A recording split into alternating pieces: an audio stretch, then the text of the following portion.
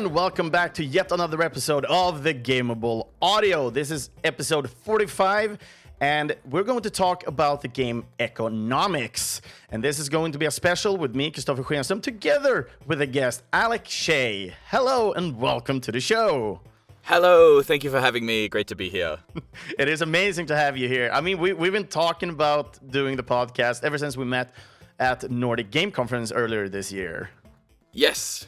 Yeah, no, it was a great time. We had a slight plan to maybe even record it there, but I think it worked out a little better to do it now. We got a bit more to talk about. We got some recordings to go through. Yeah, it'll be fun. Yeah, I think it's so much better that we actually delayed it a little bit to start talking about it when we have something more hands-on. And just to have that said, this game is, when this episode is purely released, will not be released, but the demo is available, but the game will release like just a couple of days after this is released. Yeah. So this is why we kind of delayed it primarily.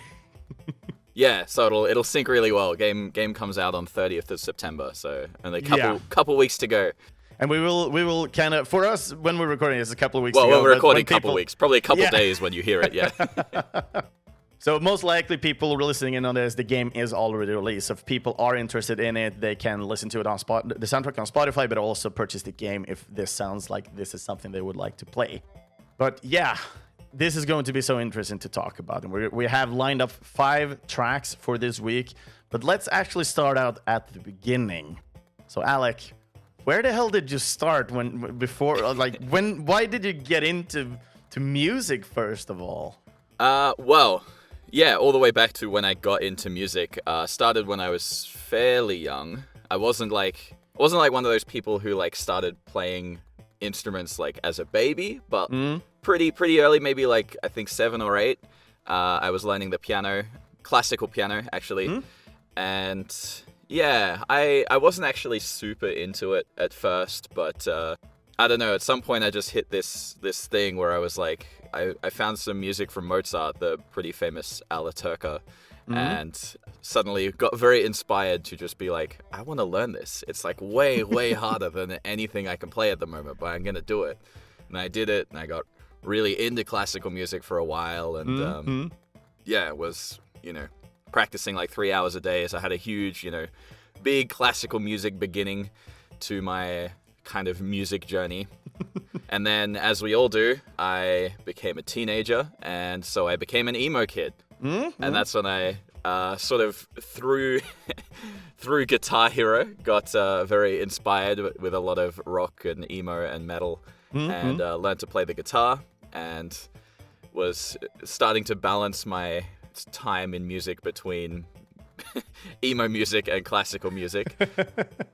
And yeah, kind of stayed like that for a while. It was kind of towards the end of high school, and then in university I got more into the recording side of stuff. And I actually studied audio engineering at university, not music itself. But prior to this, with the piano and everything, were you more like self-taught, or did you actually take classes or lessons? I was taking lessons. The teacher I had kind of at first was not great.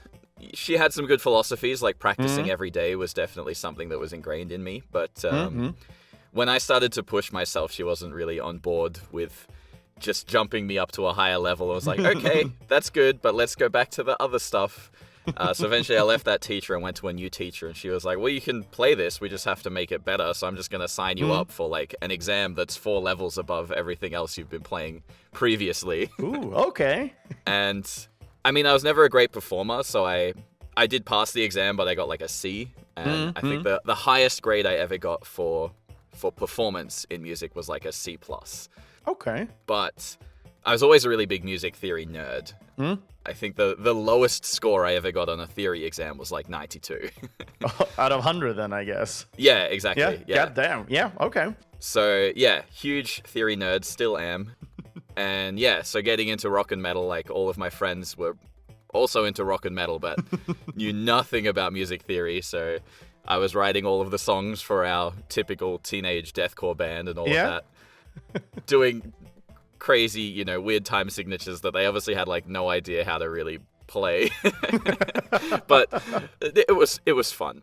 And then, yeah, from there going into sort of university, I thought of maybe doing more with like the production side and like recording and all of that, but kind of realized it wasn't that, like working with other musicians to kind of work on their music wasn't kind of as fun as I was expecting it would be. Okay. And so it was around the end of university that I sort of finally came around to the idea of, wait, I could make video game music and like film music.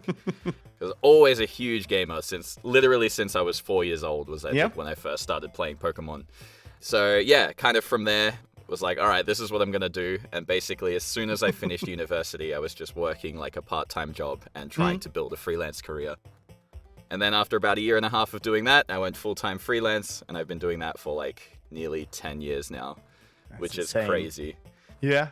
How time flies, right? Yeah. And then since doing that, you know, I've done all kinds of crazy stuff. I moved to Japan for 4.5 years and got really into Japanese music and learned a lot more about jazz, actually, because a lot of Japanese music is very American jazz influenced. Yeah. Yeah.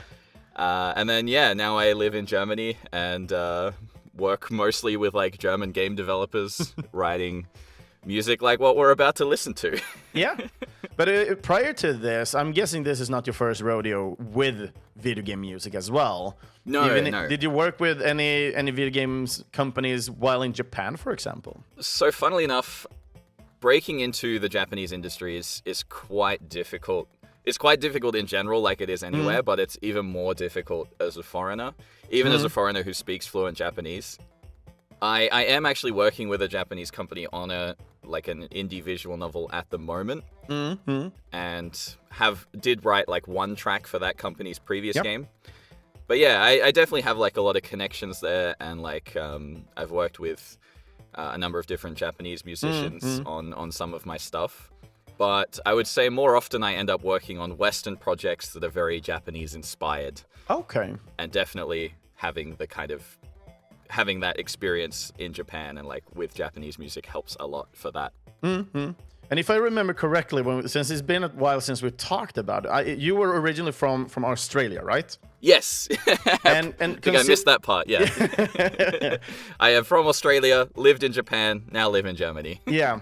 So considering, I know I've been talking a little bit to some other composers saying that it helps a lot living in specific cultures and specific areas when you're trying to develop your music and trying to understand the music. For you has actually been living in 3 different countries that has quite different cultures. How did you feel that has helped you develop your career, but also your music theory then? Yeah, that's a good question. I mean, most of my sort of theory background, came up through learning classical music, which I think is going to be pretty similar anywhere that you're living, because I think the classical world is it's not that common for people to do things differently to everyone else in the way that the process goes to getting to the top of the classical music world, which is perfectly fine. I mean, classical musicians are the peak of technical ability in terms of interpreting that kind of music. But it feels like so many different other genres kind of stemmed out of the classical. I mean, looking at rock and roll, how classical background they came from. Metal is definitely very, I would almost say more classical than it is jazz. But it wasn't until kind of later with the more Japanese side of things that I got really into like jazz theory and learning more about that side of things. And I think generally that's probably more applicable to video game music, especially because a lot of it's looping and you have a lot of the structure feels closer to what might be in kind of like a jazz band's set, and you have loops that you can vamp on and all of this stuff.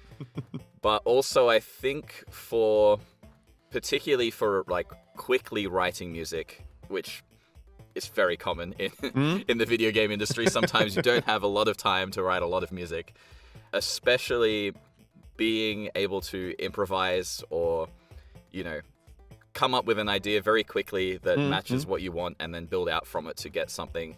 I think being able to do that is really important.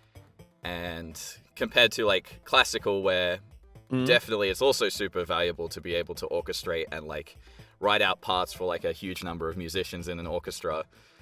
If you have the budget to do that kind of thing, you definitely can do that in the video game music industry as well.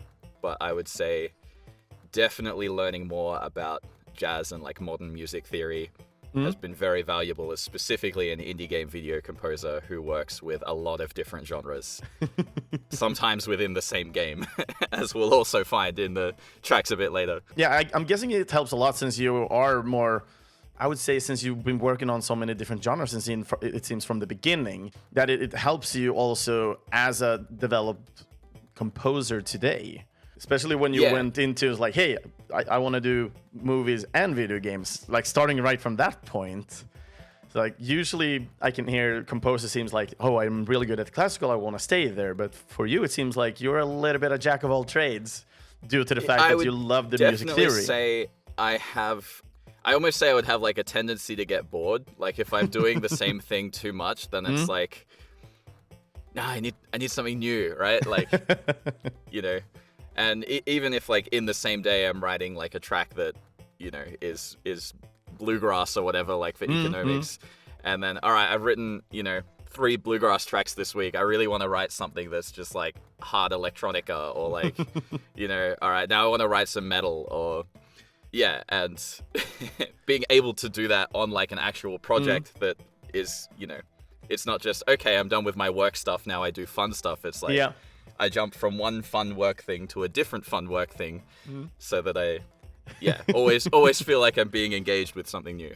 Yeah, but how does it feel then, since you like to have the more, I would say, dynamic within a soundtrack? What if you get a jobs like, hey, we want to create 12 tracks, but we all want them all to be very just jazz inspired, so they sound very similar with changes in tempo or music. How do you feel about making those kind of situations then? Yeah, I mean, I definitely do that kind of thing as well. I mean, I wrote like a lo-fi EP just for myself at one point, like I think 5 or 6 tracks, just because that was kind of a genre I wanted to do some experimenting in. And I didn't really have like a project that I could, you know, actively apply it to. Yeah. I would say like when I say experimental lo-fi, there's definitely an emphasis on some of the experimental stuff, but it is still like a full EP that I would say is very much within the same genre. Oh, that's awesome. And yeah, I mean, I've definitely written soundtracks that like everything kind of falls under the one umbrella. In fact, I'd say even if you're working with multiple genres, everything still needs to feel consistent. Exactly. Yeah. And I think we're going to talk a little bit more about that when we dive into the soundtrack we're talking about today.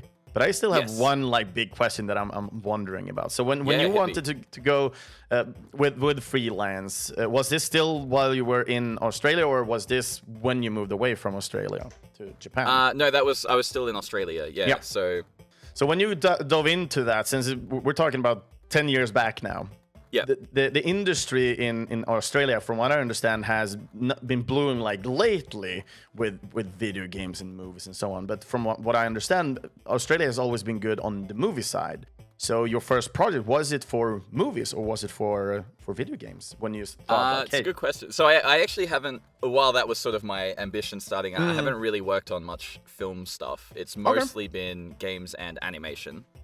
But my career very much started online. Okay. I did end up, like my biggest projects, particularly early in my career, were actually from an Australian developer. Okay. But I also met him online, and then we kind of later became friends in real life as well.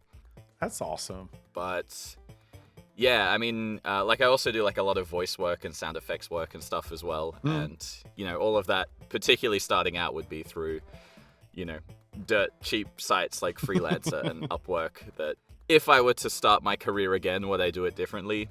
Maybe. But in the end, it all kind of worked out, so I can't complain too much. But yeah, no, I started it in Australia, and even when I moved to Japan, I was still very much working online. Like my work process didn't really change that much. It wasn't really until coming to Germany that I really started connecting a lot with the local industry here. Okay. We do have the luxury of much more lucrative government funding here than Japan doesn't have any. Australia has some, but it's very competitive, and even if you do get it, it's nowhere near as good as it is in Germany. So yeah, more recently it's become much more of I'm more connected to the local scene than I am to the online scene. Was this something you were like knowledge you had previously? Like you wanted to go to Germany because you knew of these things, or did you move right off the bat and just happened to fall into that? Very much the second one. The reason that I came to Germany was entirely for personal reasons, because while I was living in Japan, that's when I met my girlfriend Hannah, and she's from Germany, which is entirely the reason I ended up coming here. And the choice to move to Munich specifically, because she's from Frankfurt, is basically just because that's where her company is. Okay. And we had to pick somewhere to move. She has a remote contract, but we decided to just move here anyway. And purely lucked out in terms of the some of the projects that I've managed to walk into since coming here.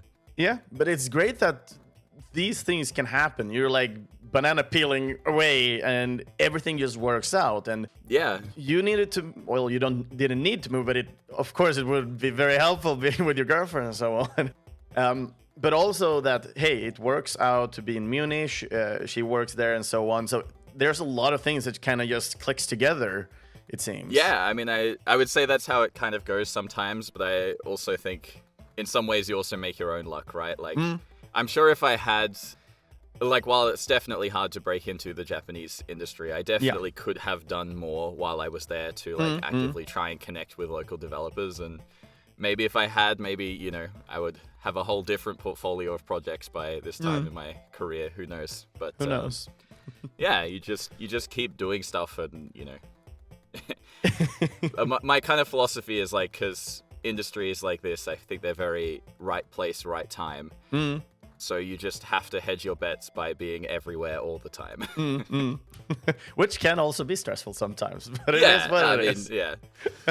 We stress ourselves out of love for what we do. Yeah, exactly. The passion, I would say. Yeah. No, exactly. But one thing as well, I'm sitting here actually with your business card that I received while I met you on Nordic Game. And this is also one thing, we've been talking about music a lot here, but two other things we haven't talked about that I also think we should name at least is that you're actually working on sound and voice. Yes. Yes. Do you want to just take a short thing about that? Why you got interested in those areas as well and not just music? Yeah, I mean, I think especially as a freelancer, having diversified skills just means more opportunity for work.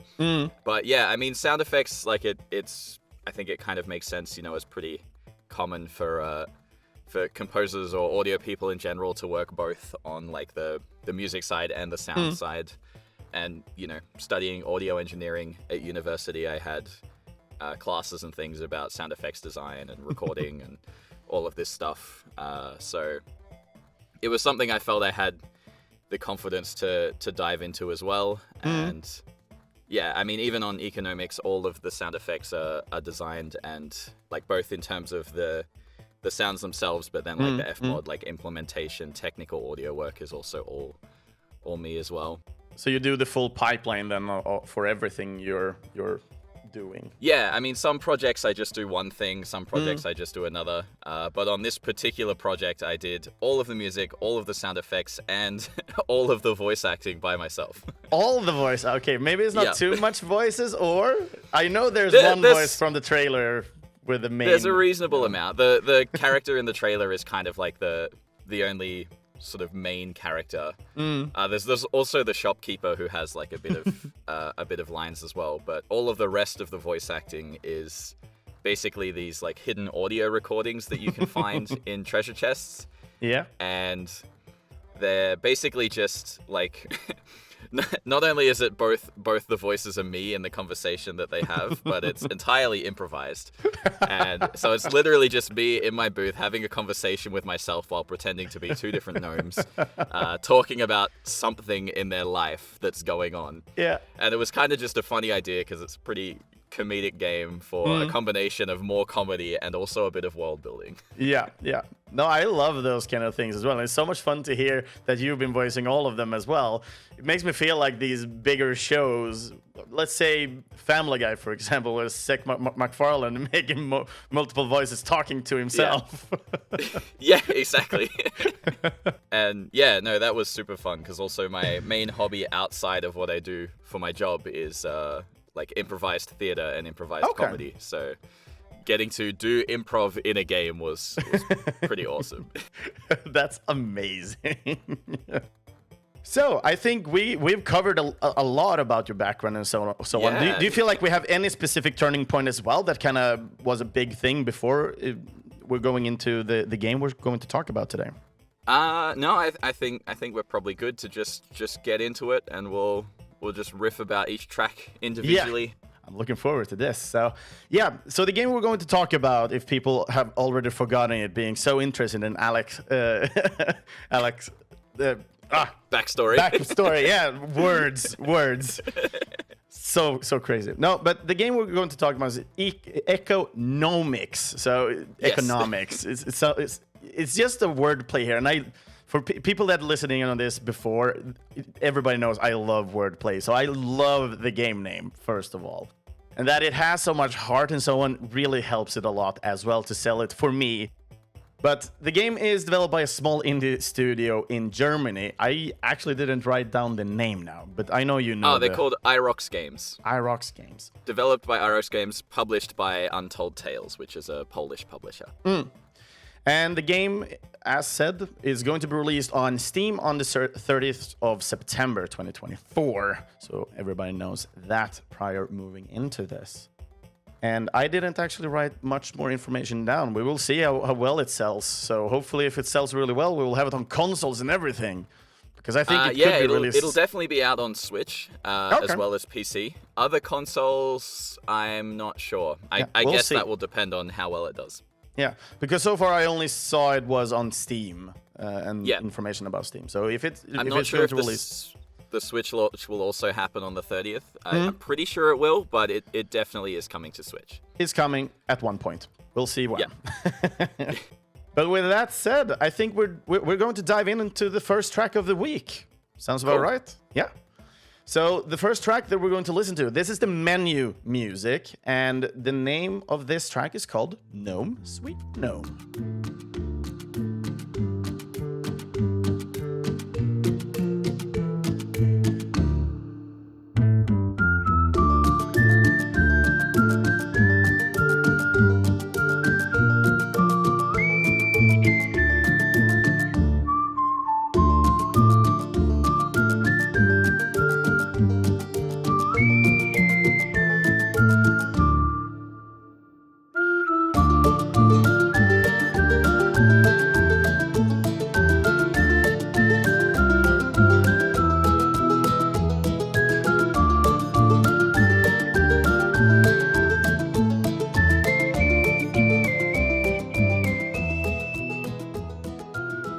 Gnome, Sweet Gnome. And I love the wordplay you have here. First of all, I just need to ask before I go into my emotion on this one. Did you name them yourself or was it together with a company? No, I 100% hand chose all of these names. I've put it in the Discord to say, like, if you guys want to pitch any other ones, feel free. But yeah, the goal is to make as many puns as possible. And in terms of names, I think some of the best puns are actually not in the 5 that we're listening to. So everyone can look forward to that. But I love with the puns and so on. Last episode when we were talking to Samantha, she had also a lot of puns in the names of the cozy games we were talking about. But EcoGnomix is one beast by itself. It's not entirely a cozy game, but even though it is, because it's kind of having this turn-based situation going. But anyway, we're going to deep dive into the track as soon as possible here. But first of all, I'm going to go through my emotion, what I had when I was listening to this. So for people listening in for the first time on this episode, the emotion is basically me. I'm leaning forward in my chair. I have the headphones on, close my eyes, and I just listen on the track on repeat and just see what do I get while listening to this. And then I'll note it down, and then I'm telling the composer what I'm feeling. So for Gnome, Sweet Gnome, the menu music, I've written down, this is what Neverhood would have sounded like if the guy who made that soundtrack was sober. The menu theme here is simple, yet very familiar, and does have an addictive melody. It gives off this Wild West vibe, which is not very stereotypical for gnome music. And also, am I hearing a banjo? Of course. So Wild West is an interesting one. There's an area in the game that is set in the desert, and that really leans into like spaghetti western guitar tones and that kind of thing. But yeah, definitely banjo. Like I would say, like the biggest influence, like the main stuff that I was listening to when I was finding the sound of this game was bluegrass. Oh. So yeah, to me, the sound of bluegrass, you know, the doom, doom, doom, doom kind of bass line, banjo, and I mean, different kinds of melodies, but definitely whistling. I think, to me, bluegrass and gnomes, the thing that they have in common is whistling, I guess. And this, all of the whistling in this soundtrack is actually recorded by a guy named Jeff Saxon, professional whistler. Okay. And he killed it. He definitely did. Yeah. So yeah, and I don't know if you're familiar with the American cartoon Gravity Falls. I know of Gravity Falls, never seen it myself though, but I know of it. It's fantastic. Like, it's such a well-written, like, great story, great comedy, great characters, and it was a big inspiration, a little bit of an inspiration for the music, but definitely a big inspiration for the game itself. And if you're familiar with that, you'll probably also notice some kind of similarities between the menu music for this and the opening music for that. But they're definitely leaning harder into kind of a mysterious, kind of eerie, but still a bit kind of, you know, country Americana kind of vibe. I got the vibe. I don't remember exactly if it was like, was it City Slickers or something like that? An old movie where three or four guys from the city just like, hey, we're going to live like cowboys, travel on horses and so on, and it just became crazy. I've definitely seen that movie a long time ago. I can't remember anything about it, but it's something I've not thought about in a long time. So you just remind me, I think I'm going to have to go back and like rekindle that part of my brain. I don't remember the music exactly, but when I'm hearing this, it feels like this is the music that played when they were just traveling towards the sunset or something like that. Yeah, okay. But I really like the menu music here. It's simple, effective, and for some reason it feels very familiar. And I really like that. Yeah, I mean, that's kind of what I was going for. And yeah, try to keep it nice and short. So it's like, I love games that have really good menu music, but the worst thing about games that have really good menu music is you have no reason to listen to it for longer than like 20, 30 seconds. I mean, you're being really kind now. 20 to 30 seconds, then you're in the option menu. I was going to say, usually when I boot up a game, at least for the first time, I'll jump into the options, half as an excuse to listen to the music some more, half to kind of check if there's anything I want to adjust, because, you know, sometimes it's like you want to turn subtitles on or something. But anyway, I interrupted you from something you were going to say. No, I just got another, like, segues. Like, we should get, like, printed t-shirts now saying, support your local composer. Go head into the option Listen menu. to the menu music. Yeah. Exactly. Because they make it like 1 minute long and we're listening like 5 seconds. Yeah. Well, I would even say 1 minute is short for some menu music tracks. Like, what is it? Some of the best ones, like Tuzanican from Final Fantasy, is like 2.5 minutes. Like, no one's sitting in the menu for that long. No. Yeah, unless it's really, really eerie or really, really epic, I would say. I mean, the Halo music. I mean, I've been cleaning my apartment to the Halo menu music. So yeah, that's fair. So there are some individuals that really grabs the people. But anyway, did you know or notice my likelihood here with the Neverhood soundtrack, for example? So actually, that reminds me. I was going to ask. I don't think I know what that is. Okay, so Neverhood is this like claymation point and click game where you play this claymation guy, lots of humor and so on. But for some reason in this game, the person who made this soundtrack, he's like blubbering and just singing nonsense all the time.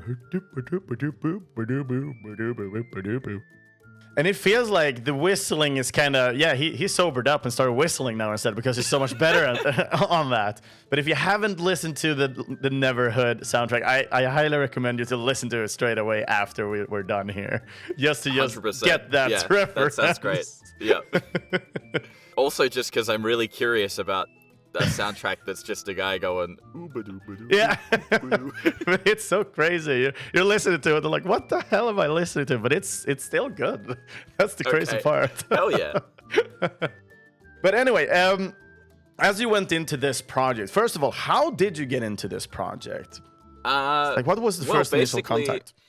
So I first met the developers of this game, I think, like literally 2 or 3 days after I moved to Munich. Okay. Because I happened to move, I think, basically on like the Wednesday or something, where the following weekend was the Global Game Jam. And wanting to make some friends in a new city and connect with the game industry here and all of that, I was like, yeah, I'm going to go 2 days after I move to a new city and do a 48-hour game jam with a bunch of people I don't know. And this is also something specific in Munich, right? It's not something global online like a... No. The Global Game Jam is a huge international event. It's like the biggest game jam in the world. They have sites everywhere. I think like they were even like, you know, posting pictures from like new sites that they had this year that were in like different parts of Africa. And that's awesome. Yeah, like it's to my knowledge, it's fairly significantly the biggest game jam that happens. And chances are, doesn't matter where you live, you're probably, you know, within at least a short train ride from somewhere that has a game jam site for it. So definitely check it out if you haven't before. It's a great way to meet developers, and it's fun. And so there also happen to not actually be that many audio people at this particular game jam. Okay. Which is another thing, because usually audio people are like kind of, for lack of a better word, and to kind of put down my own people a little bit, we're a bit of a fungus on the game industry, I would say sometimes. In the way that we can be, especially like newer people who are like really hungry for jobs, which like I've 100% been there. But game jams are where game developers are, and sometimes there's like, you know, a reasonable amount of audio people there. There was definitely more this year than there was last year, but the one last year there was not that many people, so I ended up working on 3 different projects. Okay. And particularly because everyone's doing it for fun, people often will not always work with the people that they actually work with in real life. So the 2 different projects that I worked on, one of the people in each of them were the 2 co-founders of the studio that made this game. Okay. They liked the work that I did on their Game Jam games, and they had worked with like other audio people in the past, but for this game, they were sort of like, you know, the guy we've worked with, he's taken like a full-time job. You know, your stuff is good. You're always like really here, keen to hang out. Like, you seem like a good dude. Do you want to jump in on this? And I was like, of course. Immediate yes. Like, you know, it's so yeah, I mean, that's basically it. Like, I just, you know, did a game jam with them. They both liked separately the stuff that I did for each of those projects, and yeah, when they needed someone, I was the first person that they asked. Who are they gonna call? Alec. Gnome Busters. Yeah, Gnome Busters. Is that the sequel, maybe? This works. Slight side tangent, but I'll probably like post it on TikTok soon. I think it is already on YouTube, but I made a devlog for the publisher about the music and audio. and in the intro, I do kind of like a reference to Troy McClure from The Simpsons, talking about like previous things that I've been in. But of course, they're both made up, and one of them was called Cactobulos, the Thievening, and what was the other one? EcoGnomix 2, the Stock Market Crash, Housing Crisis Edition. That's amazing. I think that'd make a pretty good sequel. Yeah, that would be. What the hell happened after the first one? Yep. Which, if you play this one, like, It was 100% a joke when I said it, but Yeah. it will kind of make sense when you finish the game as to how that could actually be a possible sequel. And I love kind of as well, but this is what I worked on previously. I worked on the sequel, which is Yeah, I not worked on the related. second one first, and now I'm working on the first one. Exactly.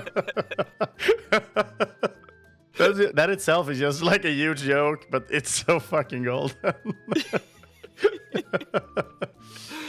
Yeah, one of those hidden layers of comedy underneath the surface joke. Yeah, exactly.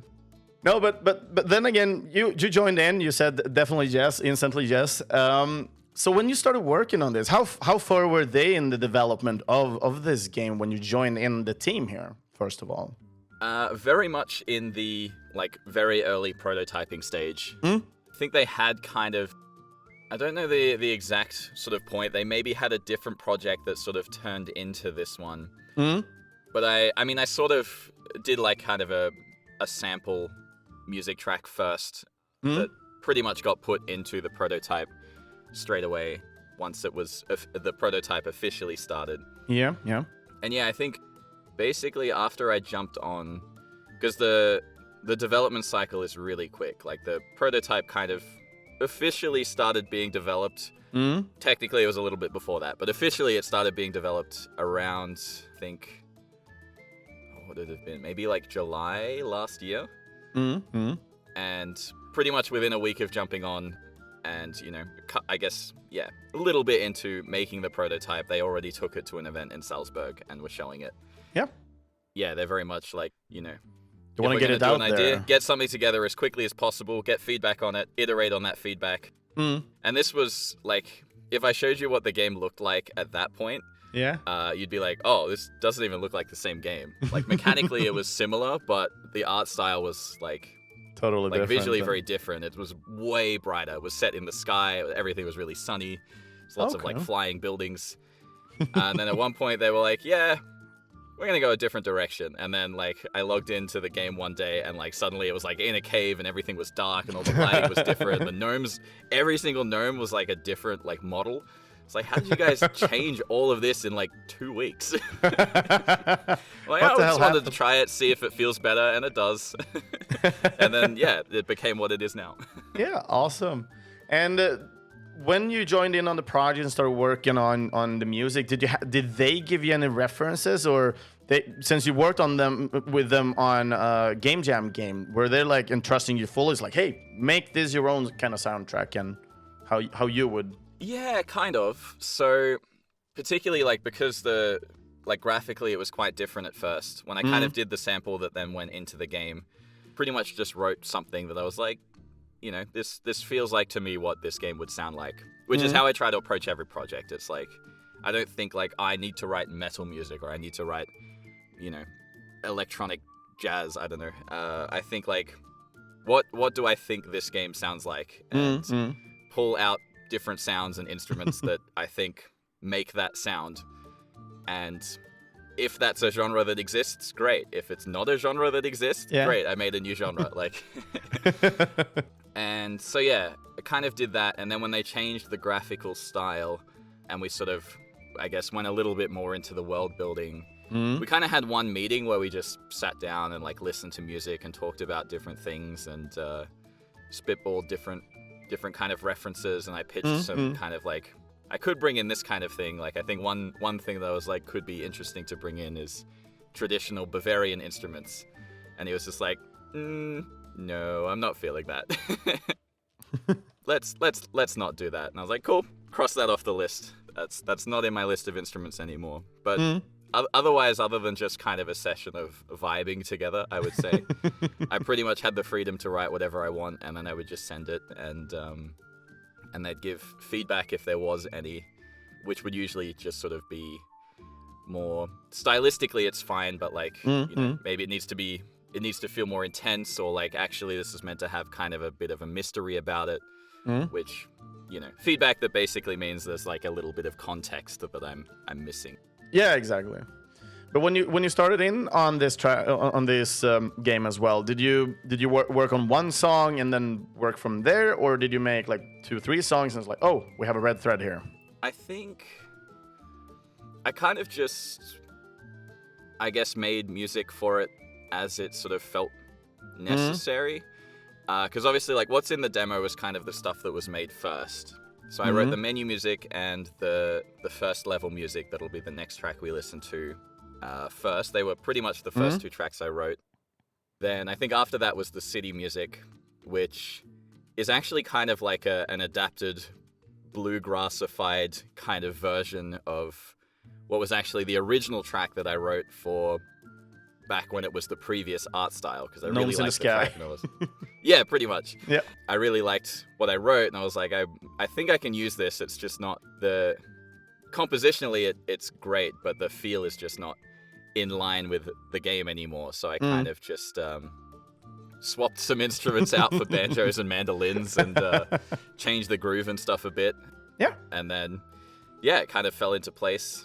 Nice. And then I didn't write too much music for a while. And then basically once they kind of finalized some stuff in the desert area, I wrote the desert stuff. And then, yeah, finally came like the mushroom area. And then it was pretty much only over the last like week or two that I was kind of just feeling there wasn't enough music in the game. Yeah. And I wanted to kind of tighten some things up. One of the biggest issues being that because the mini bosses and the bosses had the same music, it took a bit of impact away from the main boss. So I basically just went and wrote a new track for each area. I kept the original boss music for the first level as the mini boss, and then wrote new like final boss music. And then the other two areas, I kept the tracks that I had as the final boss music and wrote mini boss music.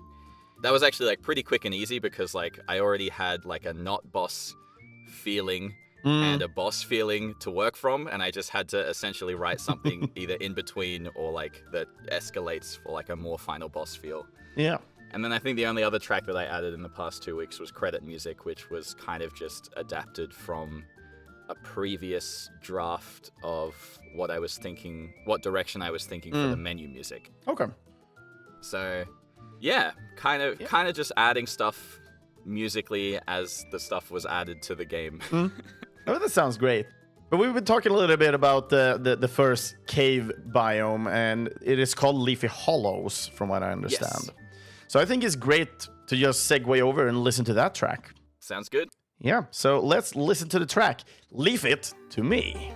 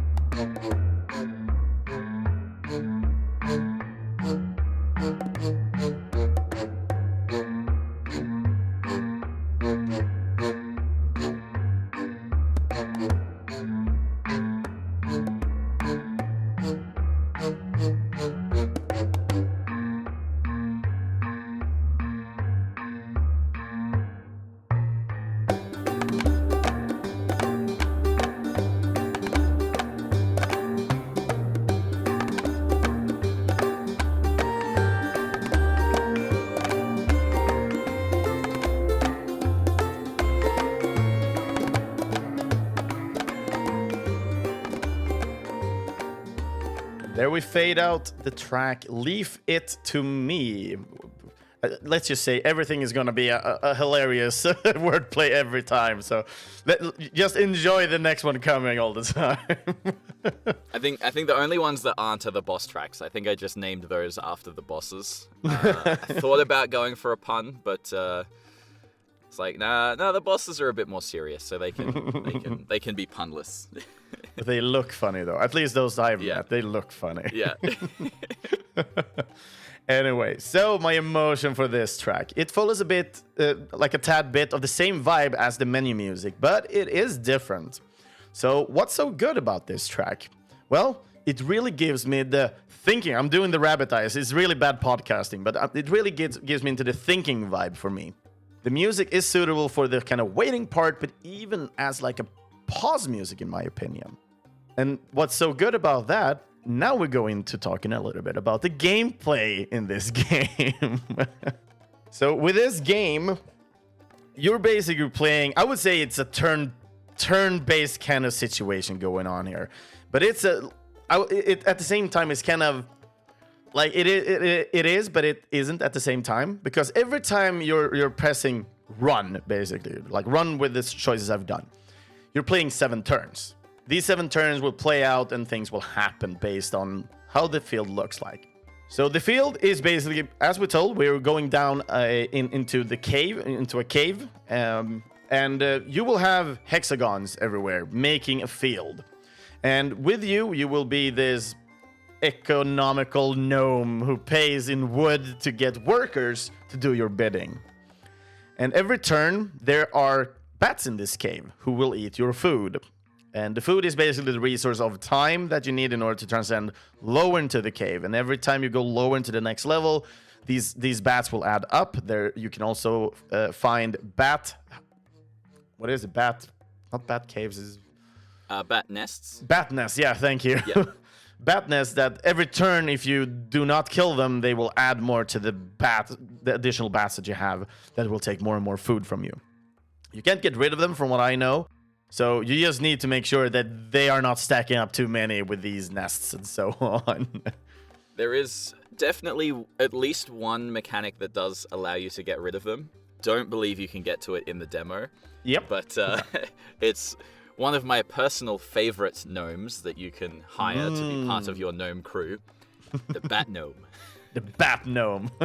Does he have a Yep. mask on? Like he actually looks more like a vampire, but when you pick him up, he does say, "I'm Bat Gnome." And of course, it is voiced by you then. Yep. Your favorite line, most likely, as well, to record. It's pretty up there. There's one of my other favorites is there's a gnome called the Soul Eater, which basically gets more powerful when your nearby gnomes die, and she collects their soul and uses that to essentially become more powerful. Okay. But when you pick her up, she just goes, "Give me your soul!" Nice. So in this game, you're basically going to run back and forth. So let's talk as I played the demo here to listen to the music a little bit, how it's applied and everything. So in this demo, you're basically getting a little bit of a story, and well, to keep it simple, you're the main gnome. You find a book that is covered or defended by a large entity, and you fight this entity, lose one of your eyes, but keep the head on your stick, which is a chicken head. Yeah. And you're like, hey, let's make money while I have this old ancient tome that gives me a lot of knowledge about something dark side. Well, the tome basically just outlines the treasure that he is seeking. Yeah. Treasure at the bottom of the cave that will essentially make him rich. Yeah. And it seems like it referenced a little bit to, I would say, Gnome Illuminati as well. Oh, in the trailer, yeah, definitely. Yeah. So when he finds this, he's basically trying to get rich. He hires these different kind of gnomes classes, I would say, that you will also during the game kind of develop over time. But in this demo, in the beginning, when you transcend into the cave, you will have 2 options. You will have the gatherer, which is basically, or hatchet.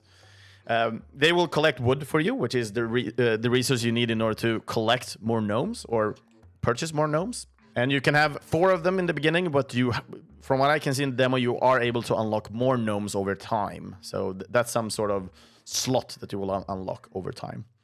And the other one is basically the gatherer, the one that will kill chickens and other items in order to collect food that you need in order to descend into the caves below. And you will basically continue to go down until you either defeat the boss or you run out of food. And then you will return up to the surface in this game. We will not talk about the surface right now because we will listen to the city part of this, which will cover the surface. But I really like this game because it's not real time in any sort of way, but you can take your time, make choices, and things will happen.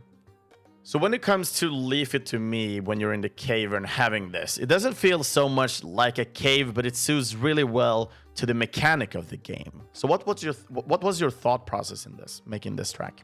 Yeah, so that kind of, I guess, sums it up fairly well. It's, it's not an overly fast game. It's like a casual kind of worker placement, turn-based management game.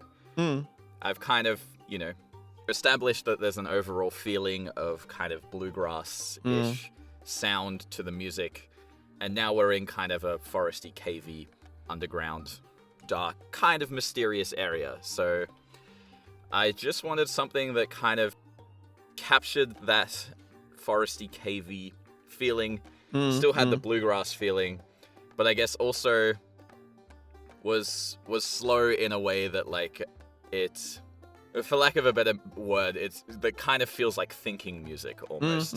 Like I said. And yeah. And I think at one point I did have like a proper upright bass playing the bass, but when we wanted to kind of capture more of the mysterious cave feel, I was playing with different sounds, and I found this sound in hi-fi, which is like one of the native instruments, just one of the instruments I have from like the complete pack. And I was playing it, and I was like, oh, this kind of sounds like someone playing the jug. Okay. And that's when you leaned into bluegrass then, or? Sort of, but I don't know if it's also just this weird association I have with this like random episode of The Simpsons from ages ago, where Lisa gets like a jug as a present, and she's just sitting there going, who. It's like, I don't know, to me that just felt like thinking music. So I kind of put that there, and then, we've still got the whistling, the Gnome-y whistling, and some other kind of, banjo and mandolin and whatnot for all of that bluegrass sound. Yeah. And then it kind of transitions a little bit in the later half, and I guess foregoes a little bit of that to just play some kind of droppy, crystally kind of sounds for the melody to, I guess, to me, to kind of highlight more of that that cave sound. Oh. And then also I like to kind of try and play with dynamics and things a bit. Like, I think if you've got a section in a track that's going to be repeated a lot in a situation that's not supposed to be high intensity, if it's got a lot going on, even if it's not necessarily intense, it's good to kind of give your listener a break and transition to something that's very empty. So I've got, sections that I think are basically just that kind of jug sounding bass, and then I think there's like the melody or a similar melody played lower on like a brute flute, the contrabass flute. Brute flute. I love that name. It's great name for the contrabass flute. And and then you've got kind of this section that's like almost got like no high frequencies, and it's just like enjoying this kind of deep cave sound. And I mean, also, I guess the other part of me thinks like, I want to leave some space so that people can actually hear a little bit of the sound effects ambience at some point as well. Trying to break things up like that, and give different layers of like, all right, this is the part where people's attention might get drawn to the music a bit, and then we give them a break here, and maybe here we sit somewhere in the middle for a while. Yeah, to me that makes music feel less repetitive. Especially, like, I don't know, sometimes if music is the same energy the whole time, even if it's not repetitive, it can feel repetitive because your brain's always at, like, the music is at this energy all the way. Exactly. And when you're saying this energy, you're showing with your hands as well. Great podcast material. Flatness. Yeah. Especially in a game where you have to think. Yeah, exactly. No, I find it was interesting since it had similarities. So I actually thought it was...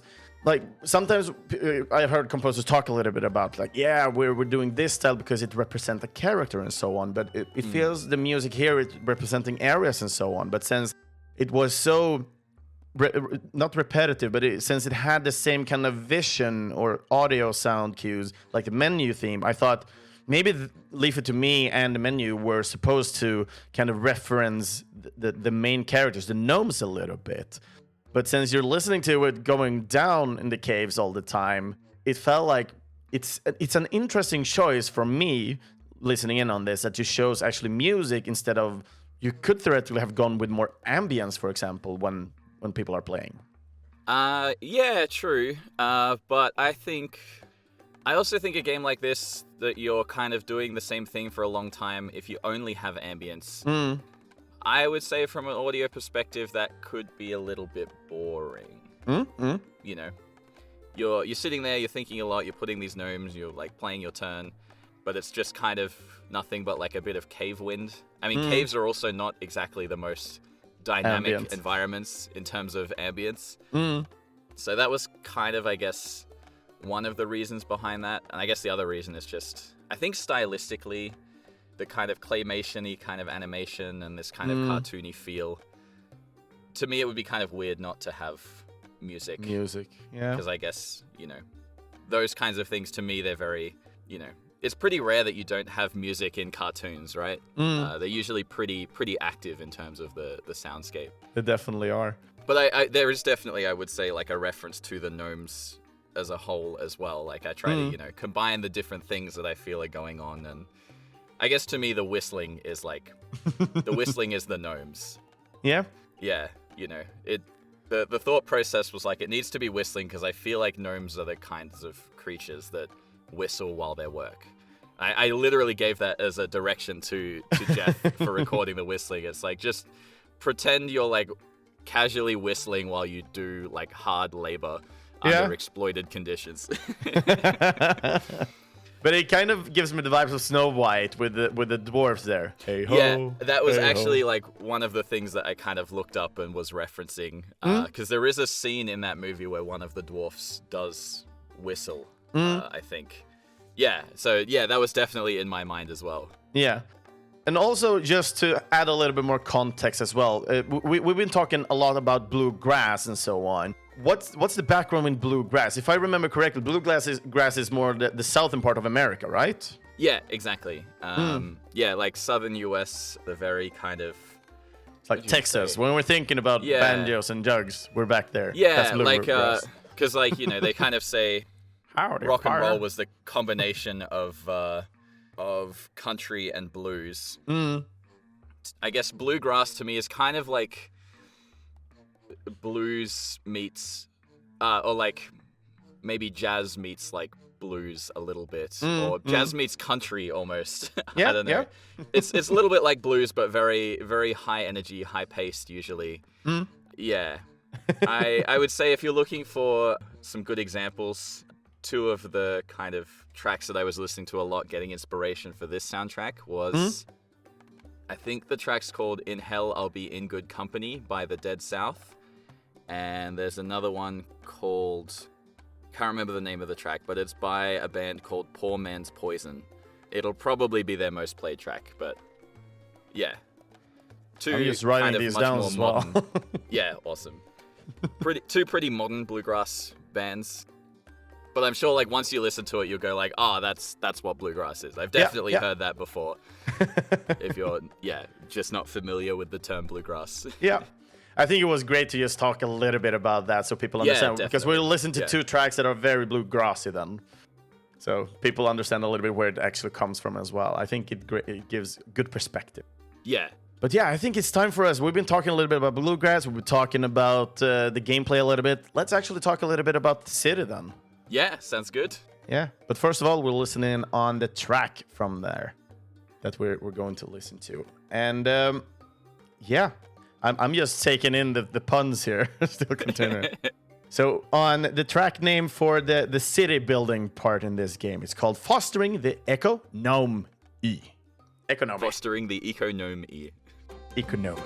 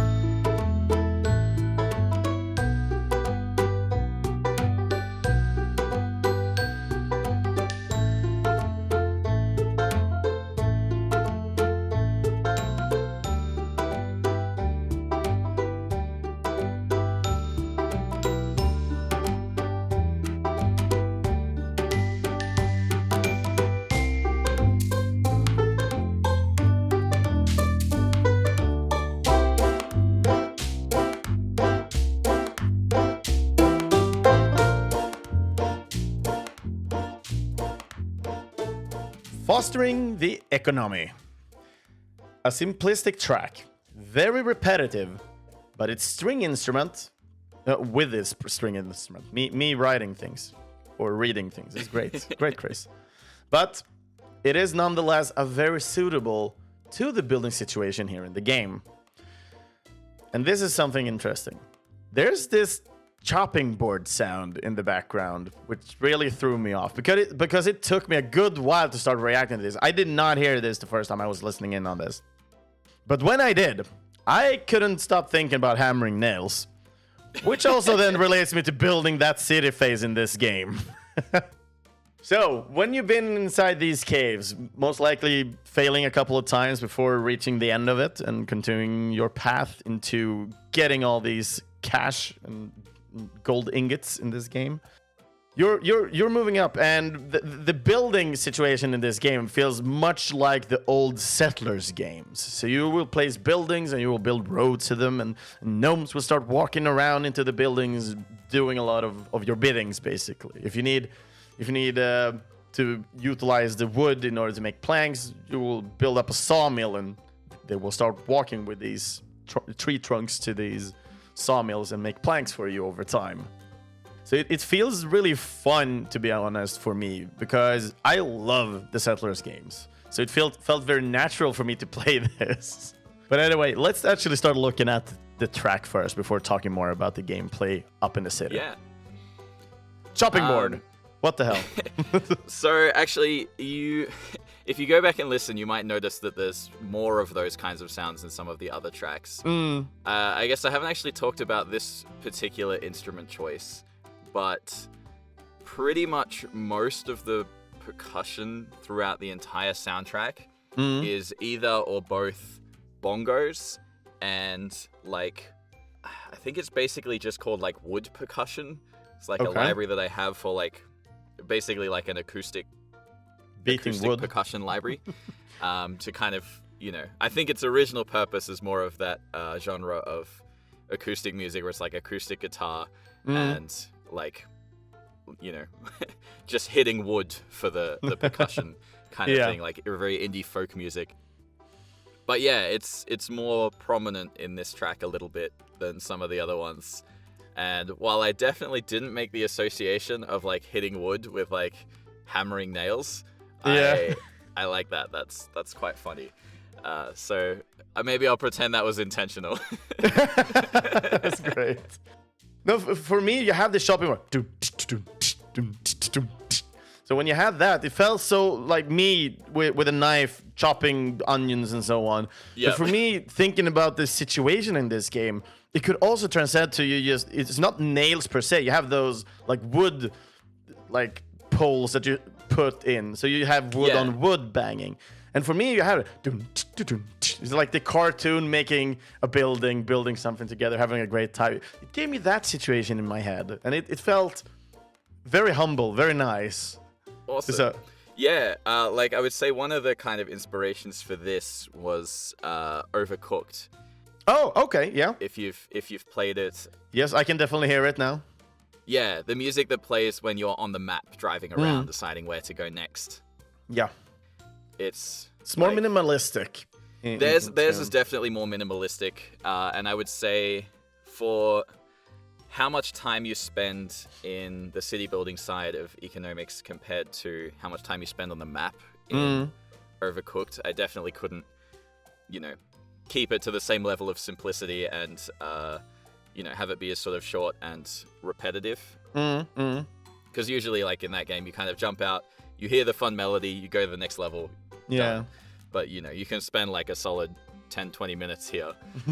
So again, I wanted to give it some kind of different dynamics. And I also quite liked from the original kind of version that I had for the previous art style. There's a lot of chord changes and it kind of modulates through a few different keys at various points.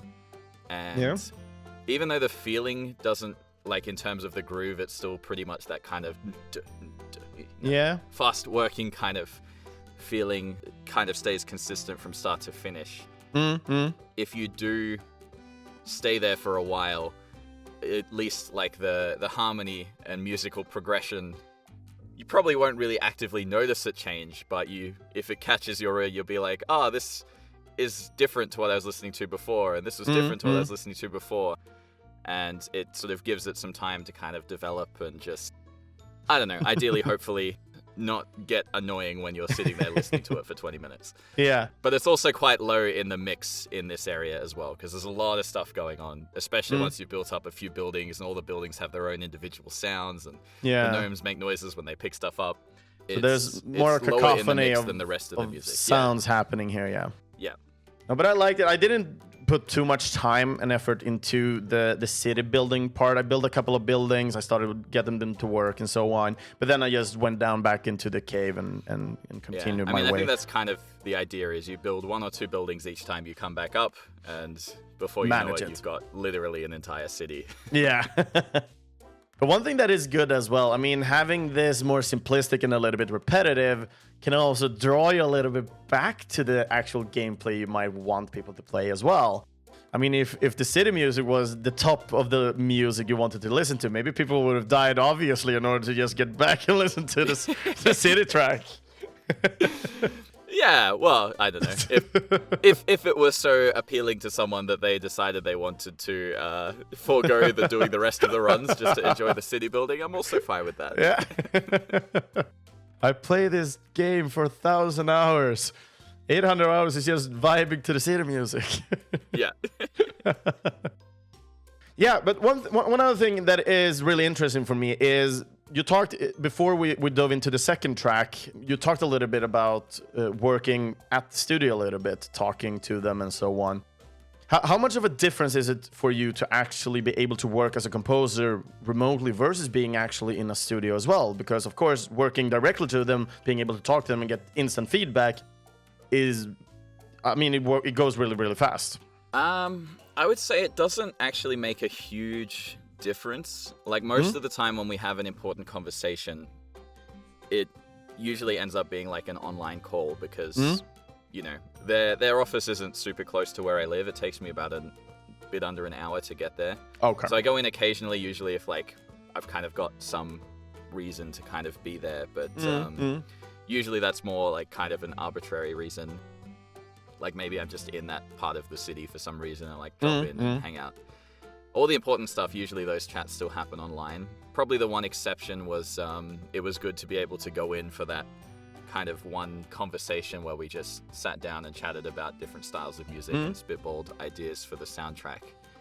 We definitely could have done that online, but it was nicer to be able to do it in person. And that was probably like the one situation I would say that like that was better.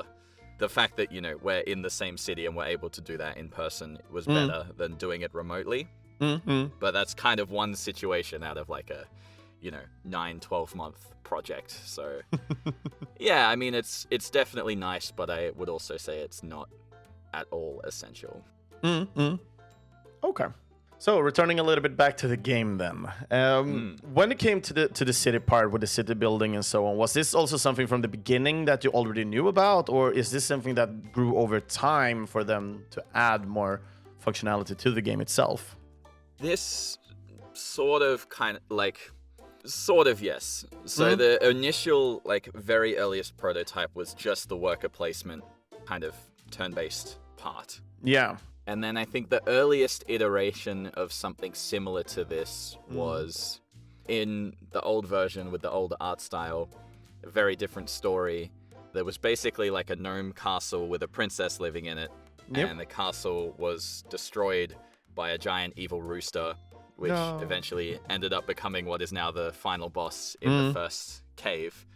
Yeah, all of that was destroyed, and then basically after you do your first run, you kind of go back and clean up all of the like rubble to start with, and then you start kind of rebuilding what the city already used to be. And then, yeah, eventually that kind of got iterated into just being a flat city builder. You start with nothing, you build it up, and it gives you bonuses. As the narrative kind of changed, and I guess they also wanted to make sure that the focus was still kind of on anything you do in the city, you're doing for the sake of improving your ability to pursue the caves. Yeah.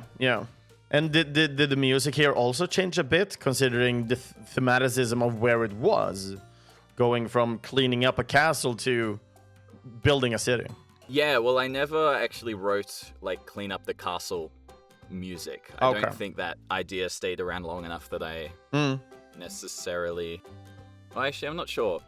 Maybe, you might have. Maybe they were using the track that was the previous version of what is now the city building track. What is, fostering the economy.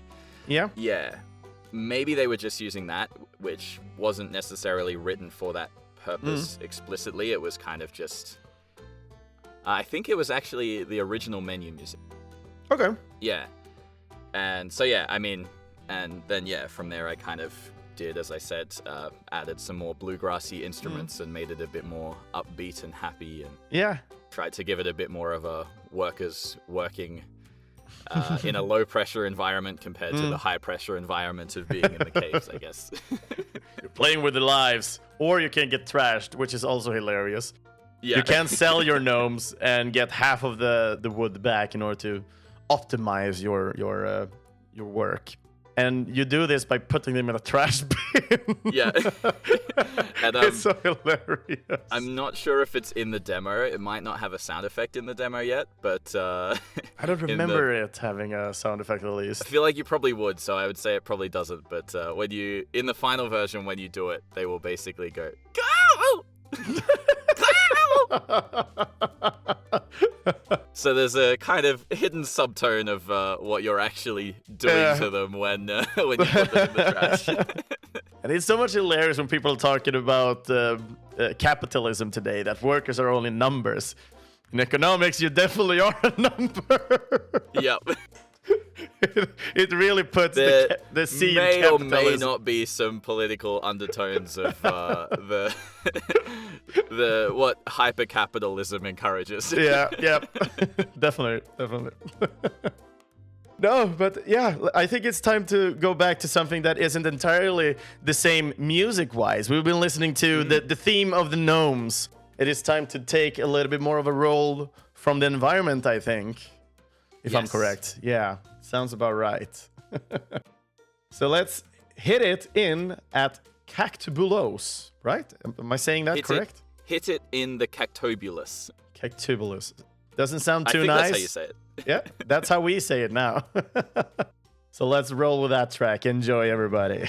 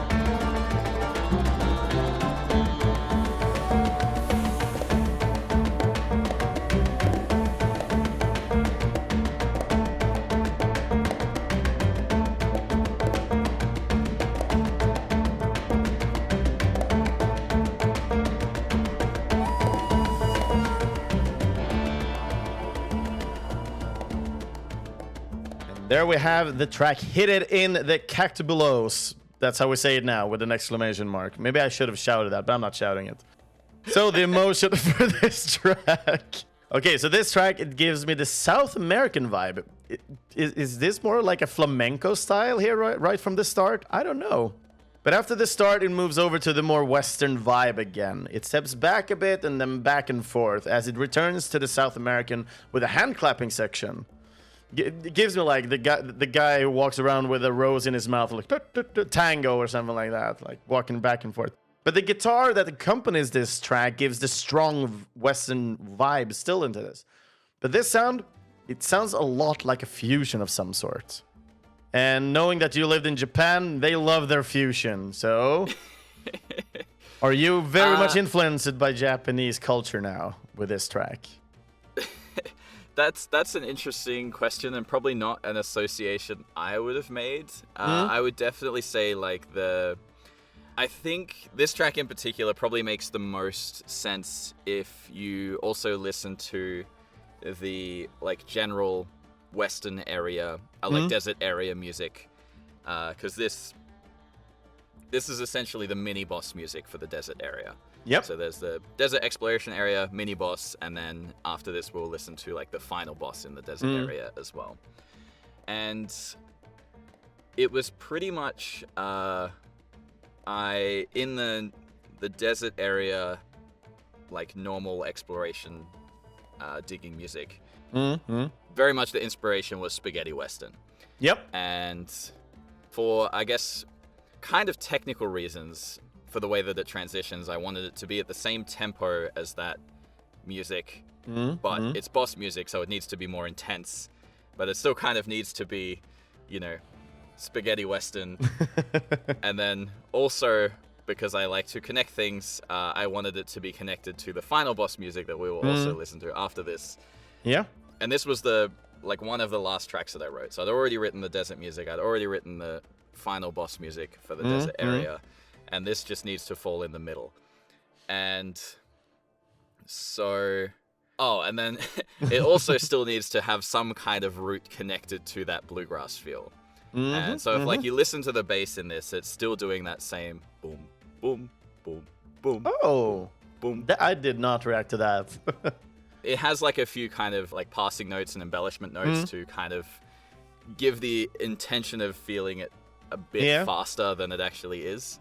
The flamenco thing is interesting, and now that you say it, I very much see that. Yeah. But the way it became that is in the original desert music, I just had a similar bluegrass feel of the what is it, mandolin, guitar, whatever it is, doing like a boom, jim, boom, jim, boom, jim, boom, jim. But that didn't feel fast enough for the intensity of a mini boss battle. So I added basically like a bunch of kind of ghost notes and off notes in between that to give it kind of a bit of a groove and make it feel faster. And now you say flamenco, and I'm like, yeah, that kind of is what it's heading towards. Yeah. Which I think also makes sense. I mean, spaghetti western is like Italian, Italian western movies, right?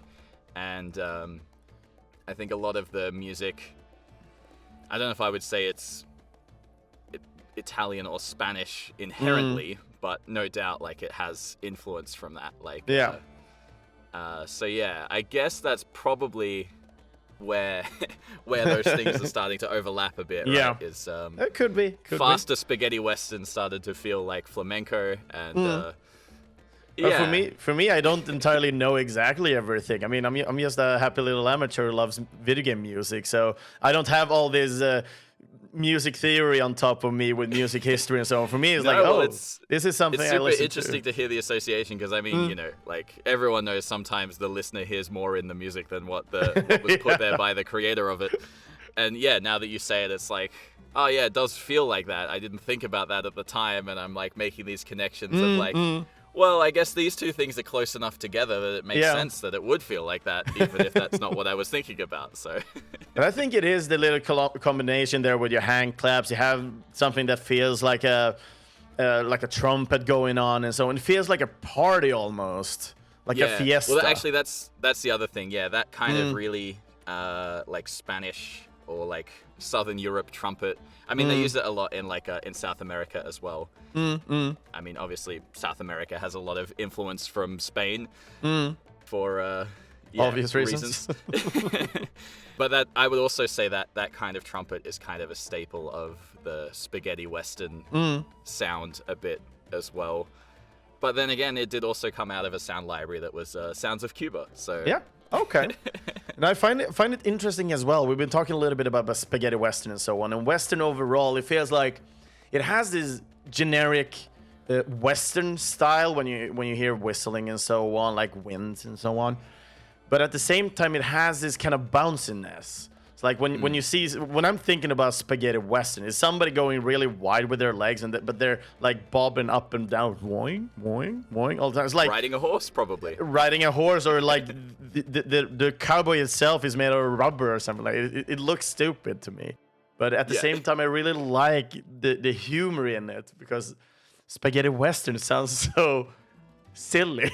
To me. Yeah, well, you know why they call it spaghetti western, though, right? I actually don't know. Well, because they're made in Italy. Okay, spaghetti.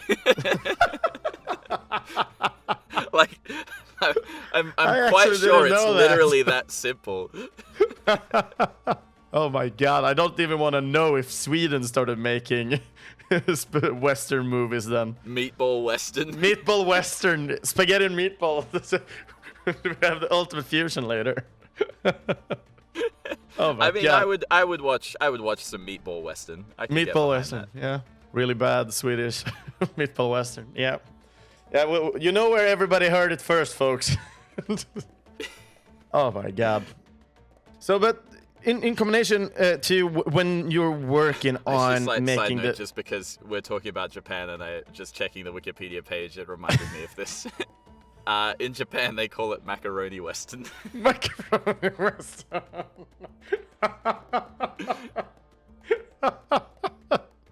Oh, this is so hilarious. Oh my god, I love this.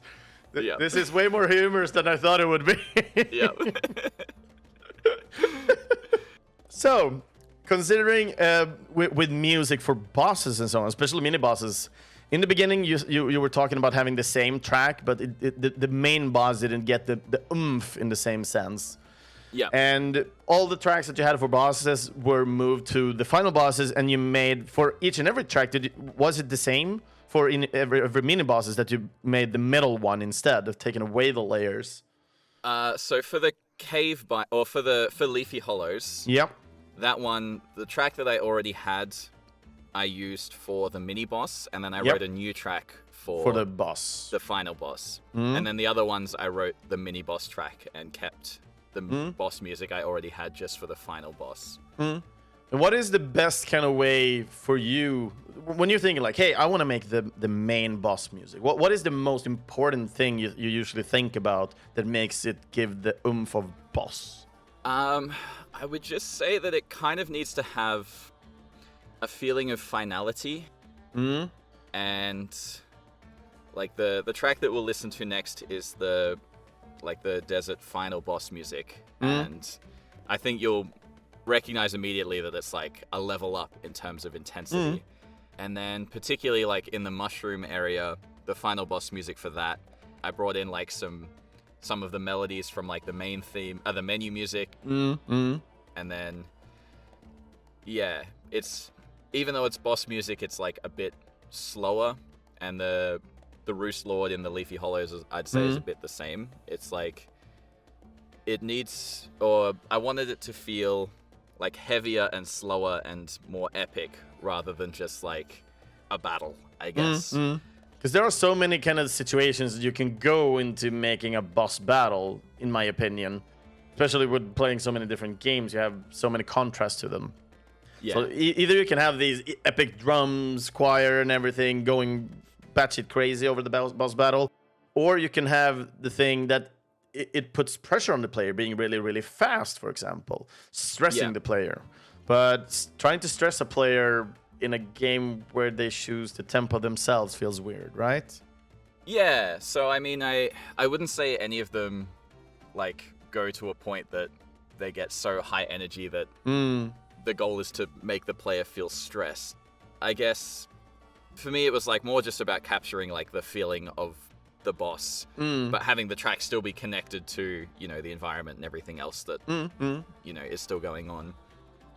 And the Roost Lord and the final boss in the mushroom area, I would say, are both visually like they're quite large, so they're creatures that feel heavy, and so I feel like if the creature seems like it should be heavy, the music feels like it should be heavy.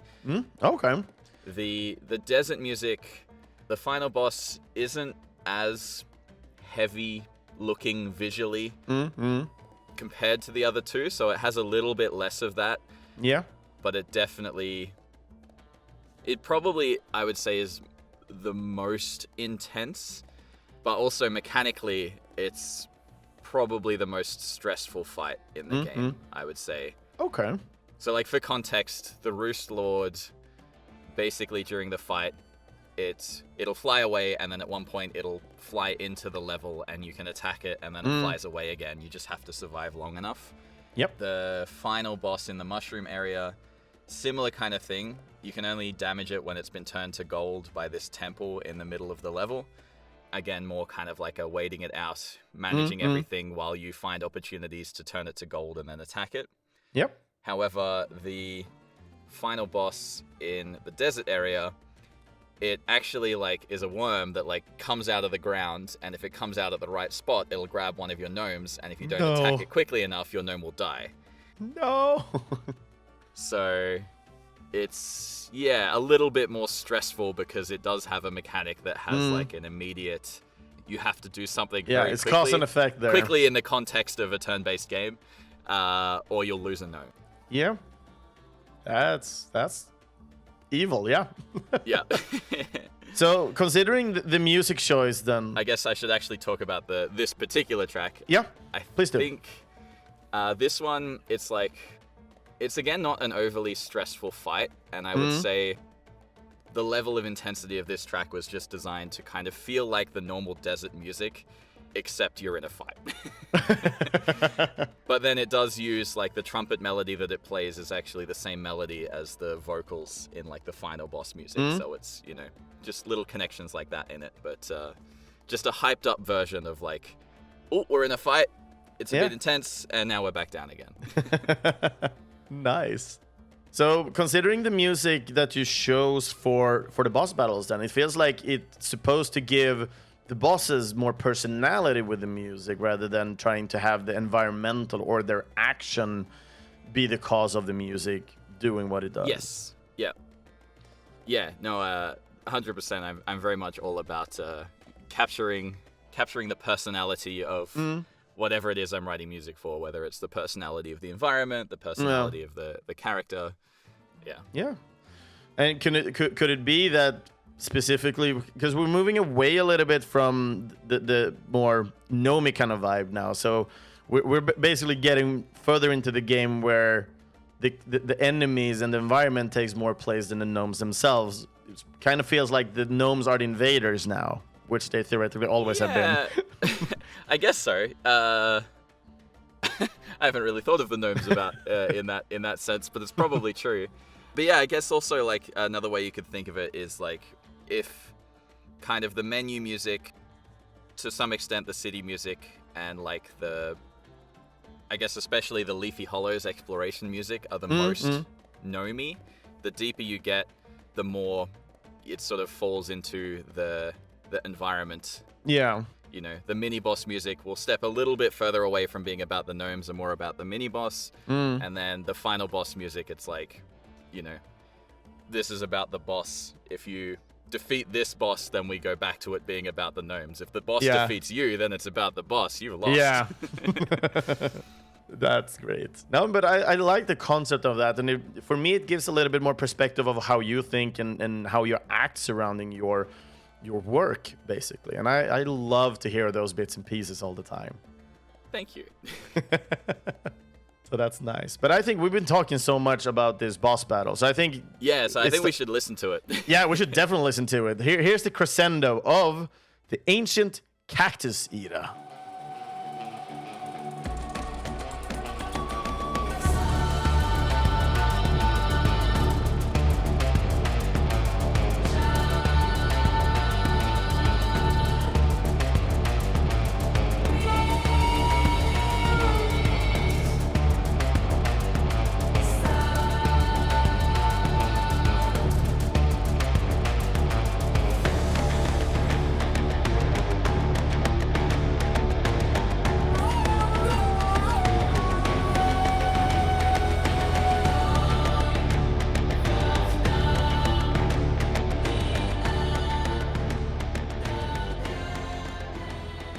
There we had the last track of the week. This was the Ancient Cactus Eater.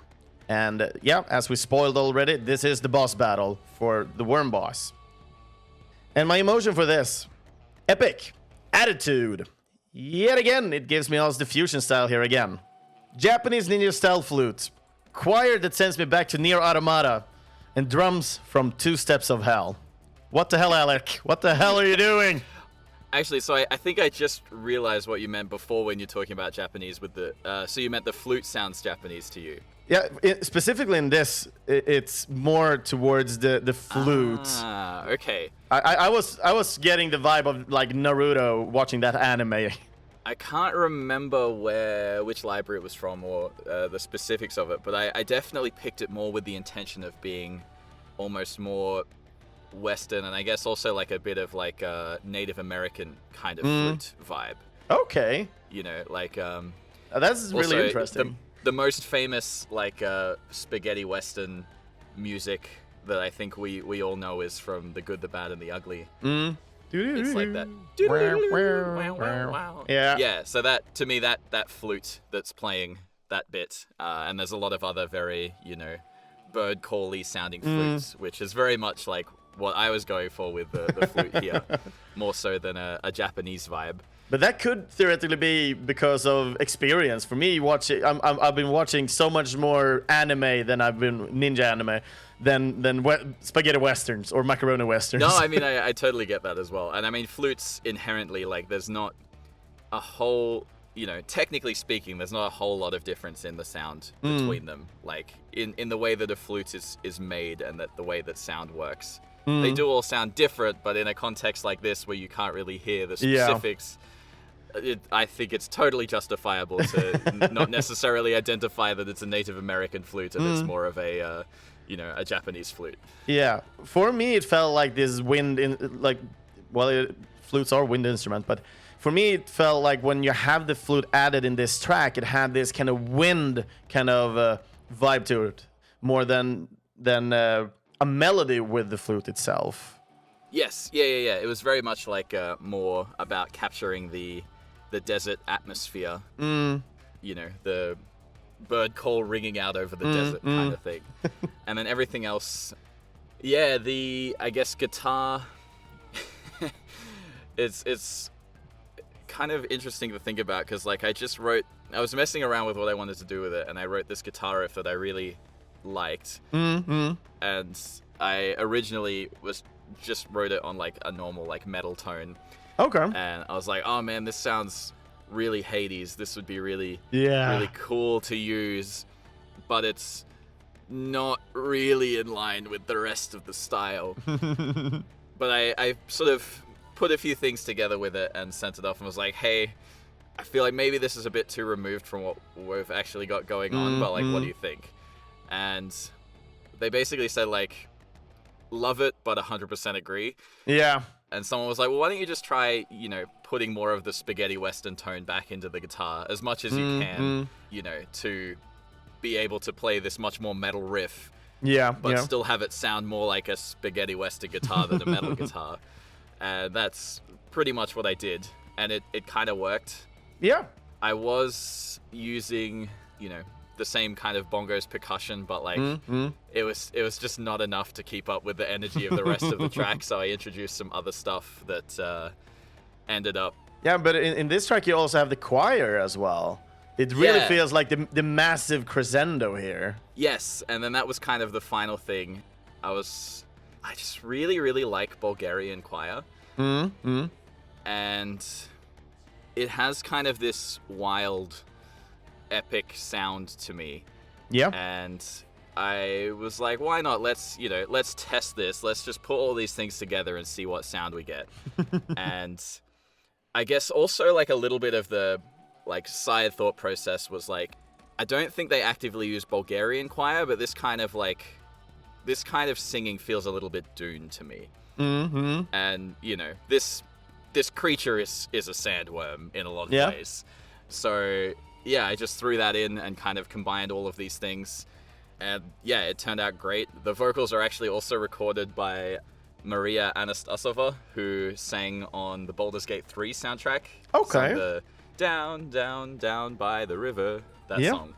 Because the composer and both of the vocalists on that game are all Bulgarian. And I met her at a concert a couple months ago and was like, hey, can you also like sing in the Bulgarian style? She was like, yeah. So yeah, that's the whole story. I was like, it feels like she was like, oh, rude if question. If you're keen, I would love to have you sing on this game. And yeah, It was. This is, I think, the kind of track that really is my kind of thing as a composer. It's like I don't think like I'm working in this genre or I'm working in this genre. It's like these are the instruments that are attached to the different things that are going on in the game. Yeah, I'm gonna smash them all together, and whatever sound comes out of that is the sound for this track. You're a fusion composer, though. Just How can I make fusion, this work? I would say eclectic. Eclectic, okay. No, but I love it. But I mean, we can definitely see that is also one of the reasons why I kind of went with the tracks in the order that we did. First of all, it's kind of how you progress through the game, but also this was definitely like the massive, like, this is how we end this episode. Yeah. But it feels so well written, in my opinion. Thank because everything, just like you're saying, you're mashing things together, and, well, it works. It really does. And just like you told them and they told you, I also agree to 100% that it feels a bit off, but it works so well. Well, the original version definitely felt more out of place. It's with, you know, all of the ideas and the things to, and maybe this also comes from doing a lot of improv, but like when you connect something to something else, it doesn't matter how different the other thing originally felt. Once you put in something that connects it to something else, suddenly like those two things are like part of the same world, it's part of the same thing. And so having, you know, the vocals sing the same melody as the Cactobulos trumpet part, and then, you know, the kind of flute sounds are present throughout the whole desert area. And then, yeah, still that spaghetti western guitar tone. It's like, this boss isn't like anything else we've had in the game, but we are still in this game. Yeah. It's like, this is where you're at. You're at the last battle, having the best kind of crescendo, but you're here for the battle with all your gnomes. Yeah. It's crazy. Yeah, and there's actually one thing we haven't really talked about in this game. We touched on the subject, and it is about the shop. We talked a little bit about the shop, and the shop is kind of where you upgrade your gnomes so they become better. They actually get small little flags that look super cute on them, and I love that part as well. One thing I didn't understand fully, if you're able to complete, are you still keeping the same gnomes with the same power-ups, or are they more like a rogue-like kind of vibe, that every time you fail, they're all dead? So actually, I think the easiest way to explain it is any upgrade that you get outside of a run is permanent. Any upgrade you get during a run is for the run.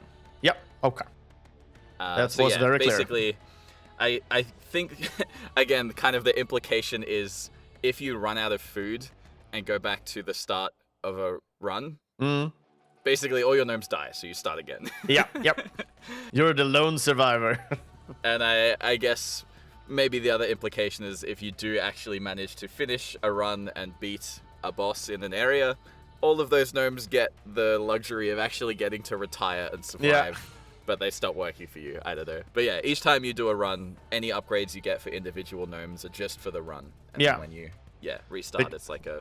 They're basically coming back like, I did not sign up for this. Yeah, exactly. I'm out of here. No, but I don't have any further questions surrounding the soundtrack or the game. I think we covered a pretty hefty well surrounding this game. We got pretty deep. Yeah. And I love that. That's what it's all about. Going deep on the music and talking a little bit about the game itself, so people understand what the hell the game is all about, not just music-wise. But do you feel like I missed a question or something like that surrounding this before we're closing down, talking about... No, I think, you know, we've covered a lot. I mean, there's certainly more we could cover, but that would require listening to many more tracks. But yeah, I think we've gone through everything I can think of. Yeah, awesome. No, but as said, this game, when this episode went live, or is going live, it's only a handful of days, 3 days before the game will be available for everybody who has Steam in the beginning, and at some point even on the Switch. So the initial release date is the 30th of September 2024. So if somebody has been interested in trying out this game, if you're listening in before the 30th, try the demo out on Steam, or just listen in on the music. We will see if that will be released prior to the release, or if it will be released in the same date as the release of the game. So yeah, please check it out. It's good fun. It's very silly. Good silly fun casual game. So as we're closing down the Eco-gnome-y game here, let's talk a little bit more about you then, Alec. Sure. What's up with you after this project now? Or what's next? Is there anything you can talk about? There certainly is. There's lots of things going on at the moment. So, yeah, let me think. There is a game inspired by the Three Musketeers that I'm working on. It's very early development, but you can certainly go follow along on various social medias. Being developed by Senam Games, SENAM Games. Other than that, there is also, what else have we got? There's a game called The Games You Make, which is a game about developing an indie game. Okay. And it is a very interesting, very unique project. Steam page is up. You can definitely go check that out. And we're still sort of working out where the soundtrack is going, but at least if you happen to come across it at any convention, the current music is all 8-bit. Okay. Yeah. And Interesting. then there's another one called Asteroid Cruisers Inc., which is actually developed by a company called Fiery Things that shares an office with Irox Games, the developers of EcoGnomix. And that's I think it will release like non-VR as well, but it's being developed as like a VR first title that's basically about running a luxury resort cruise on an asteroid. And it's like a sort of a similar city building kind of vibe, but it's a balance between building a good resort for your guests on the asteroid and building defense mechanisms to keep them from being killed by space pilots. So also a bit of a fun, silly vibe. Yeah, those are probably the main things that I've got going on. But, I mean, please feel free to follow me under Alec Shea, ALECSHEA Music, Alec Shea Music. I post about that kind of stuff a lot. And I will probably also, I think I might have mentioned it earlier, a music and sound devlog for Economix that will be posted on Twitter and, on TikTok and probably YouTube Shorts and some other places that talks a bit more about the music and sound, dives into the voice acting and the sound effects a little bit more, and it's very silly. It's not at all a serious video. It seems like you have your thing of silly games and making silly things. I do improv, man. I don't take anything seriously. I love it. My entire life is just doing silly stuff, and then some people think that it's funny enough to get paid for. That's a well job done. It's to be honest, pretty good. It's pretty good. It's honest work, right? Honest work. Yeah. No, but if it's not honest, it's not anything. Yeah, so for everybody who like, oh, I'm trying to write everything down, don't worry. All the links will be available at the main post and in the description for the episode. So if somebody is interested in following and following up on everything we kind of talked about, everything will be available. So just head to the page and you will find what you need from there. So yeah, it has been a blast, Alec, to talk to you. It's been wonderful. Thank you so much for having me. It's been great fun chatting, and yeah, no, I appreciate taking so much time to talk about silly things in music with you. Yeah, it's been equally fun when I met you at Nordic Game. Yeah, as well. So it's been equally fun to talk to you online. If not, sometimes I would say even better, but that sounds weird as well. I mean, it's so much we fun. We definitely have more time and freedom here than we did at Nordic Game. Yes. So I would say that's definitely very fair. Fair statement for now. Yep. So yeah, is there anything else you would like to share with the people out of anything? No, I mean, I think we covered some of my upcoming projects, you know, my social medias. Like, I mean, do feel free to just shoot me a message on any of them. If anyone's interested in chatting, has questions, wants to get some advice on game, audio, music, voice acting, whatever, industry advice or practical advice for technical skills, whatever it is, hit me up. I'm always happy to chat. Awesome. Then I have 2 last questions surrounding this specific soundtrack. Yes. First of all, we start with a negative one.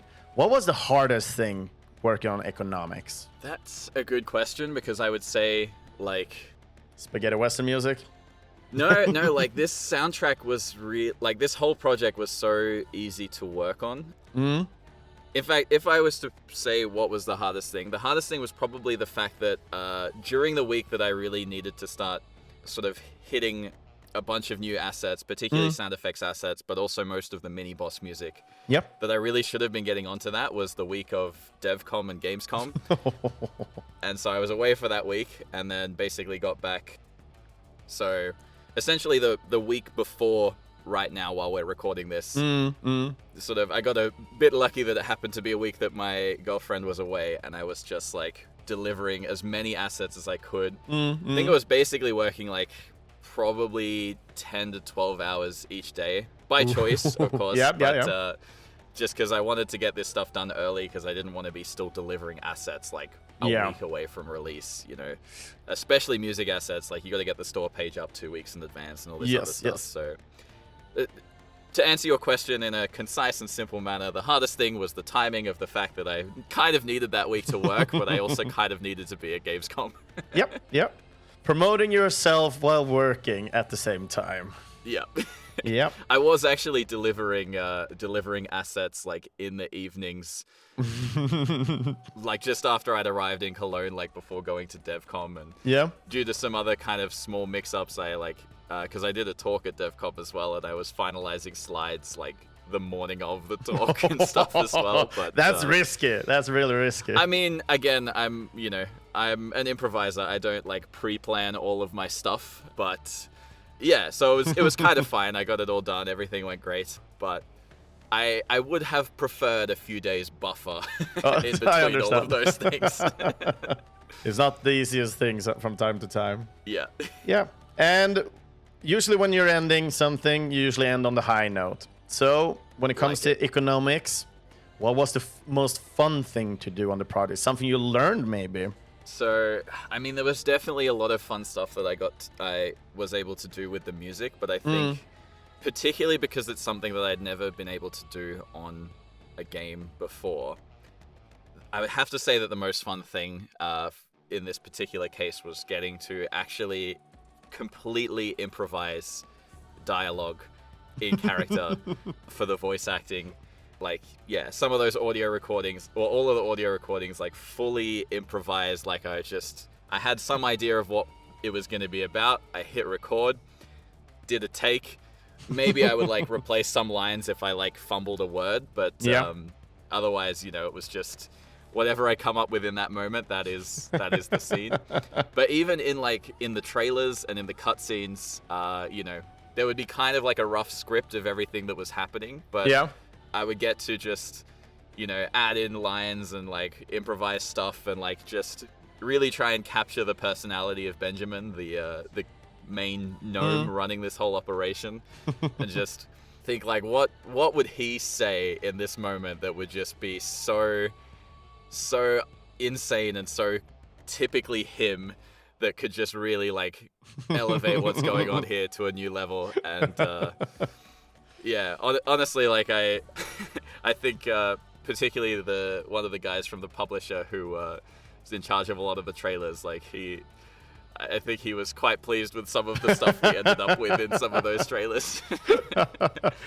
And also, when you watch the devlog, he's the guy that edited the devlog, and he did an incredible job complimenting a lot of the silliness in that. Oh, that's awesome. That's awesome. No, but yet again, thank you so much for joining in. It's been a blast. Thank you again for having me. Yeah. So for everybody else, if you want to find other episodes such as this one of Gameable Audio, you'll find those on our homepage at videospelsklubben.se, Spotify, or in your closest podcast app. You can feel free to follow and comment on one of our social medias. It's either on Facebook or Instagram. Just search for Gameable Audio and you'll find us there. Just writing a comment or just following helps a lot for other people to find this podcast more naturally. or organically, as we people in the business talk. You can also support this podcast for future content, but also quality upgrades. But when I don't need any more money, all the money will go to future composers. So think about becoming a Patreon backer.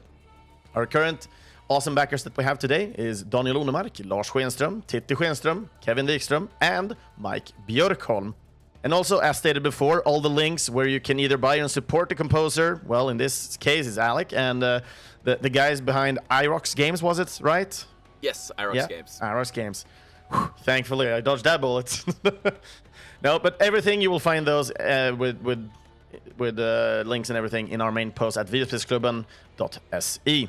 The next episode, we're going to have a special guest yet again joining in. And I don't have a specific theme yet because this is still in the planning section. And the guy who's joining in is none other than Eric Desiderio, something like that. I might need to go and talk to him about how to say his last name, but we'll see. That's how Desiderio. That's how I'll say it now. The troubles with international guests. Yeah. It's not even easy sometimes with Swedish ones, though. Just to have that said. Last names are not an easy job. No. And the podcast theme music here was, as always, composed by the amazing Thor Myrdal. And with that said, I want to thank everybody for listening in on this episode. That was episode 45 of Gameable Audio, a VGM podcast. I am your host, Kristoffer Schenström. And with that said, I want to thank everybody for listening in yet again. And take care for the rest of the week. Until next time, see you all, guys, and have a good one. See you guys.